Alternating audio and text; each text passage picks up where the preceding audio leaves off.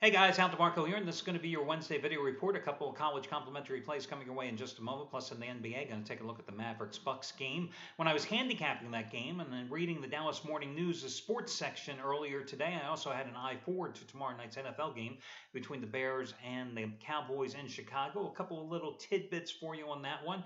Naturally, we'll more extensively preview that game in the Thursday video report. But listen, do you know the Cowboys are just 32 and 48, 16 games under 500 after the month of November since winning their last Super Bowl, which was back in 95, I guess it was. Yeah, 32 and 48. That's December regular season games and January action when the regular season, of course, ends after the first of the year. Meanwhile, Tony Romo, who has such a sterling record in the month of November as a starter, notwithstanding his loss to the Eagles on Thanksgiving last week. That month, November, 26 and 6 straight up as a starter. Not the deal in December, though. 12 and 17 lifetime as a December starter. And boy, I tell you, the Cowboys have a tough schedule finishing up. I mean, not only are they Chicago tomorrow night, the following week they're at Philadelphia for the rematch with the Eagles, and then they've got the Colts and the Redskins as well. You know, a team that looked like it had a great chance to capture the NFC East. What happens if they don't make the playoffs at all? You think Jerry Jones is going to be happy? I don't think so. Hey, listen, guys, yesterday in basketball, Trace Adams, you got his Eastern Conference Total of the Year, a $99 play for free as the charity play of the week, and he cashed in with the Hawks and the Celtics going over the posted total. So today I want to tell you and ask for your support when I tell you the story about a 7-year-old child by the name of Jonah Schnub, who was diagnosed with a bad form of leukemia right a couple of days before Halloween. He's been hospitalized for the majority of the time since then, undergoing chemotherapy treatments, surgeries, blood transfusions, etc. You know, as I've said many times, and as most of you are well aware of personally, insurance doesn't foot all the bill. There's so many extraneous costs that are just not covered.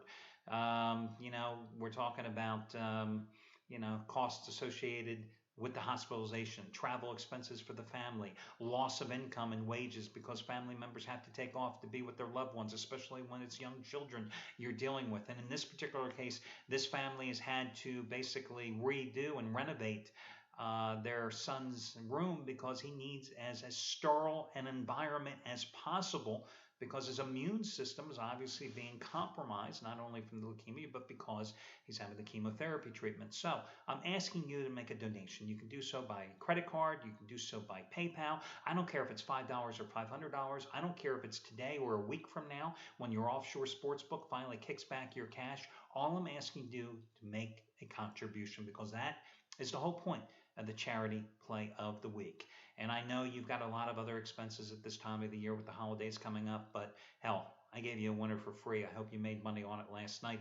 And together, we've created a community of caregivers that has easily, I would just say easily, $300,000 to $350,000 we've helped out with others in times of financial need over the past 3 years. So I'm asking you once again to participate because I do it and you should do it because I never think you can have enough positive karma in your life. It doesn't guarantee that you'll win. It doesn't guarantee that VCU will cover a 4.5-point number and only win by 4, as they did last night and screwed me at Illinois State. But listen, it's not all about gambling, guys. It's about doing good, helping others in times of need, and creating that positive karma. So please do so. Now, because the charity play won, you know what follows. In the old days, 6, 7 months ago, I used to, in that particular situation, would have given you an opportunity to buy Trace Adams long-term packages at a discount. And then I thought about it and I thought, no, let's just open it all up. So you can save $125 off the purchase of any 30-day handicappers package. Any handicappers package here at the site of 30 days, you can save $125 by simply using coupon code SAVE125. And if you happen to be in the middle of a long-term package, let's say with Jeff Fenton, who's been on a hell of a roll since April, or Scott Delaney, if you happen to be in the middle of one of their packages and say you've got 8 days left of Scott Delaney's 30-day package, and you want to buy another 30, you'll get that $125 off. Your package will be extended out to 38 days, 8 that you had remaining, 30 new days. And if you have any instant rebates, they'll be applicable as well to maximize your discounts. So again, save $125 off the purchase of any 30-day handicappers package here at the site using coupon code SAVE125, or you can save $50 by using coupon code SAVE50 on the purchase of any handicapper's 7-day package. So those are your coupon offers there, the big ones today. The other big coupon is this. Trace Adams had a top-rated 1,000-star play on the Jets and the Dolphins under on Monday night. Last night, you got his top-rated 1,000-star charity play winner on the Celtics and Hawks going over a winner. Today, he has the biggest college play in his career in 11 and a half years as a charter member of this site. It's his double your wager 2,000-star college basketball release on Duke and Wisconsin. Now, he had one other 2,000-star play this season. Back on November 14th, his opening night blowout of the year, Virginia getting the job done by 28 points over James Madison. You got that play for $34, saving $75 off the regular price, and the same deal goes today. Save $75 simply by using coupon code TRACE, his first name, TRACE. Keep in mind, this is bigger than his 1,500-star Super Bowl winner on the Seahawks last year. Matches his 2,000-star winner they had on Auburn against Florida State in last year's national title game. So that's a big play. There's a $5 play of the day. There's another huge discounted 100-dime play from Scott Delaney, who is on a, what is his 100-dime record? I have to look this up here for a second for you guys. His 100-dime record, 74, 44, and 2 over the past 3 years. Today, he has his 100-dime non-conference game of the year, Toledo and Cleveland State. You save $77 and get it for $22 by using Scott22 as your coupon. And keep in mind, 50-dime plays or higher. Now we're talking about the big plays, the plays that you need to take a nice bankroll and really make it explode. Okay? $10 bettors have won over $44,000 with Scott Delaney's 50-dime plays or higher over the past 3 years. And by the way, that is why one of the most, I can't say if it's a misleading question, or perhaps one of the biggest misconceptions, that would be what it be. The biggest misconceptions in this business is the importance of a winning percentage. Winning percentage means nothing. I can't tell you how many times I've done interviews and guys say, well, how you doing? Are you winning? Well, let's define winning. Winning percentage means nothing because it's the percentage of the big plays. Plays are rated. That's what makes the difference. Now, if you're not rating plays and you're playing every game for the same amount of money, you're one of the few in the million, okay? But that just doesn't happen. So when you hit at a high percentage of your biggest plays, you can turn a profit and still have a losing overall record. I know that sounds strange, but case in point, Scott Delaney. Not that he's losing many plays here lately. But again, 50-dime plays or higher. His best bets in all sports the past 3 years, up over $44,800. And hell, he's made $10 bettors in all sports, over $6,600 just in the past 27 days. So all your other promos are stuff over on the homepage. Let's get to your free selections first. I think there's a real interesting game here in the ACC Big Ten Challenge tonight. You got Virginia taking on Maryland in College Park. Of course, a year ago, these guys were members of the ACC, right? Now, suddenly, Maryland's in the Big Ten. Remember what happened last year? Maryland, regular season finale, won in overtime in College Park against the Cavaliers last year, 75-69, snapping the Virginia Cavaliers' 13-game winning streak at the time. Both these teams are ranked. Both teams are off the 7-0 starts. Virginia's number 7 in the country. Maryland's number 21. Now, Maryland is a very young team that's gotten very good production from incoming freshmen. They are missing their top returning scorer, Des Wells, who is out probably another 3 or 4 weeks. So that is certainly going to hurt them. But they have beaten Arizona State. They have beaten a pretty good Iowa State team. Virginia, first in the nation in scoring defense. But sometimes this team can't shoot straight. Case in point, they are coming off a win in the Barclays Center Classic on Saturday against Rutgers. The final score, and this is not a mistake, the final score was 45-26. You would have thought Dean Smith and the Four Corners from 1971 reappeared at the Barclays Center. I mean, that type of game, they were probably wearing shorts too, okay? What a horrific game. It was painful to watch. It was probably really painful to watch if you happen to be a Rutgers fan, all three of you out there. But that's the thing.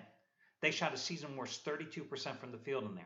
But when your defense is only giving up a little over 43 points a game, you can get away with awful shooting at times. Now, Virginia last year actually had a pretty potent offensive team. They have struggled somewhat here. So this line is up to 5 points. It's a tough game. I'm just going to be honest with you. I've gone back and forth on which way to go in this particular game, but ultimately, I think Virginia's experience and that lockdown defense against a young Maryland team will prove to be the difference. And I think Virginia, a pretty decent free throw shooting team, will be able to seal the win and the cover at the line late. I think it's a Virginia game. I think this is one of those games that could be 50 to 43, and Virginia gets the win and gets the cover. Another college basketball game I want to take a look at. North Carolina hosting Iowa tonight. Now, it's interesting because North Carolina was a 9.5-point favorite earlier this morning. At the time I do this video report, the Tar Heels are down to 8. Now, the Hawkeyes are 4-2, but they've lost their two biggest games of the season, laying by three, laying 2.5 to Syracuse, and by 14 to Texas. Their wins have come against North Dakota State, Hampton, Pepperdine, Northern Illinois, Longwood. Doesn't exactly strike fear in your heart, does it? North Carolina 5-1, their lone loss to Butler, okay? But then they responded and they beat up UCLA by 22 and Florida by 11 in their next two games of that Thanksgiving tournament. Tar Heels holding opponents to just 33.7% shooting, fifth in the nation in terms of their defensive field goal percentage. Hawkeyes have a big front line. They'll probably win the rebounding battle, but I like the way this line has moved. And I think North Carolina minus the points is the way to go in this one. Now, your final free pick, I'm going to go to the NBA. You got the Milwaukee Bucks as a 4-point dog tonight against Dallas. You got a Milwaukee team that's coming off a loss last night, 111 to 108, when they rallied back from a double-digit deficit and when they blew a double-digit advantage and eventually lost to the Cleveland Cavaliers last night. But Milwaukee's coming back home. You know Jason Kidd is going to want to push the tempo with his team tonight, because the Mavericks were extended to double overtime last night in their win at Chicago. And this is their fourth straight road game. But, I'm looking at the box score, and I see Chandler Parsons, a young guy. He played 44 minutes. Dirk, who was given the game off against Philadelphia and had 2 full days of rest prior to the Chicago game last night. Nowitzki only played 42. Monta Ellis played 45. Tyson Chandler, who's been averaging 14 points and 11 rebounds in the 5 games coming into last night's game at Chicago, only played 39. Now, true, I'm saying only because those are big numbers, but these guys weren't playing 50. They weren't playing 53 minutes last night, okay? And this is a very deep Dallas team. They can easily, where Carlisle can easily go 9 deep. So I think it's a trap. I think it's a mistake to take Milwaukee plus the points because the Bucks are coming off a crippling loss last night, while the Mavericks are coming off a huge win. Momentum is on Dallas' side, and I think Dallas is the undervalued favorite in this game. So I would go with the Mavericks as your other complimentary play. Well, best of luck to you guys, and I'll catch you again on Thursday when we do this one more time.